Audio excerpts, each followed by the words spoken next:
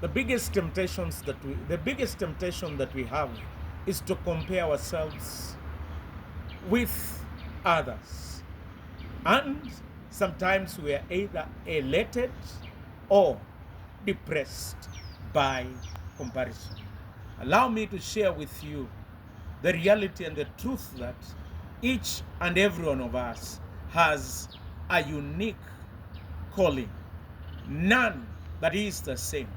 And this message is reinforced in the gospel according to St. John chapter 21 in the recommissioning of Peter.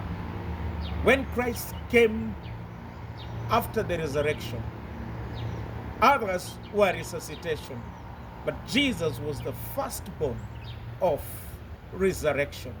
He came to restore Peter, and he told him, Peter, do you love me? He says, yes, I do. He asked him 3 times, and he told him, feed my flock. He told him, when you are young, you went wherever you desired. But when you will be old, you will be tied to a place that you can't entangle yourself. Then Peter asked him, what about him? He was referring to John, the disciple that Jesus loved. And Jesus told him, what does it matter to you? And Jesus proceeded to recommission him. I want to say that every calling is, number one, uniquely personal. Each and everyone has a particular duty. And our duty is distinct from the rest. One of the brilliant students was sitting for an exam. Then the other student was copying the exams. But the difference was, at that particular time, the exams were set for each and every student. He even copied the name.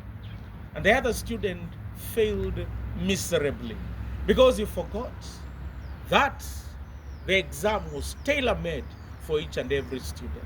Allow me to say that your calling is different. Some of us are called to be lay readers in the Anglican Church. Some of us are called to be priests. Some will get the calling of a much higher office. But I like to tell you, do not compare yourself, because every calling is uniquely personal. Jesus comes to you and he says, come, follow me and be my disciple. In the church of Laodicea, he said, do not be cold, do not be lukewarm, either be cold or hot. Do not be like the springs of Laodicea that were lukewarm. Either be like Hierapolis that was hot and produced hot springs that had medicinal value, or be like Colossae, where the springs were cold and quenched thirst. Do not be lukewarm in your personal calling. Never seek to imitate. David wore the armor of Saul, and he discovered that he could not succeed with the style of Saul. He had to go to a sling and a stone. Allow me to say, don't get lost by comparing yourself. Don't get lost by answering questions by others. A story is told of a king who wanted a heir, and he gave 10 prospective young men seeds to go and plant. And after 2 weeks, they were supposed to come. It was only one who did not bring results, and his tray was empty.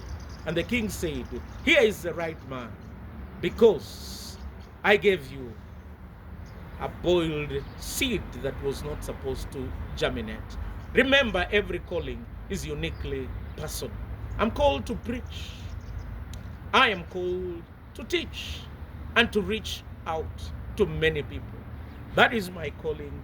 I embrace it. And that is uniquely personal.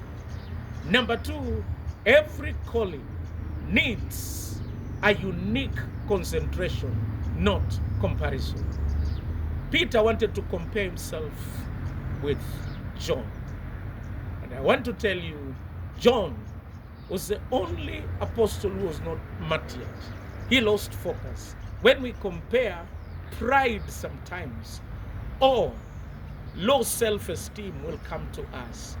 Remember, concentrate on your calling. Keep going.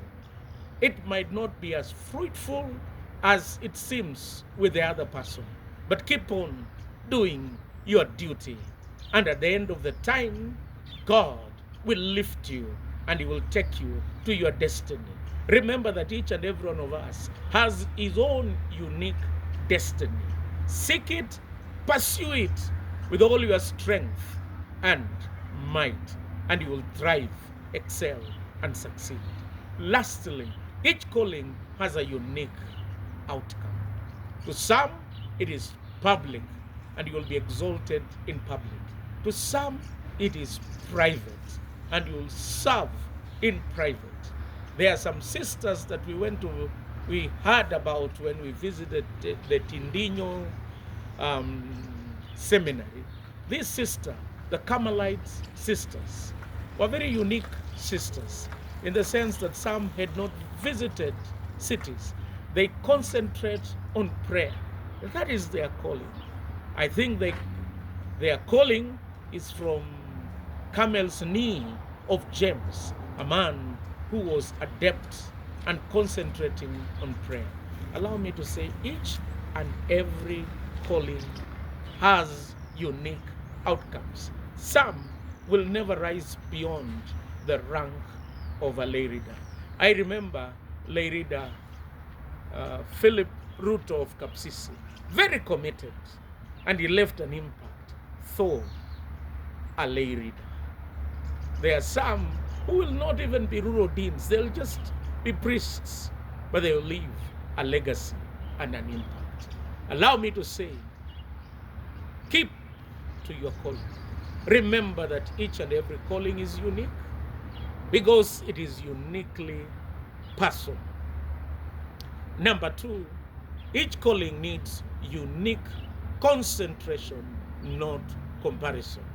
Lastly, each calling has unique outcomes and unique blessings. In my calling, I get my blessings. And even in your calling, there are blessings that will come your way. The quantity might differ, but the quality is the same. It is divinely ordered specifically for you, so that you do not grow in pride or self-pity, that you serve well.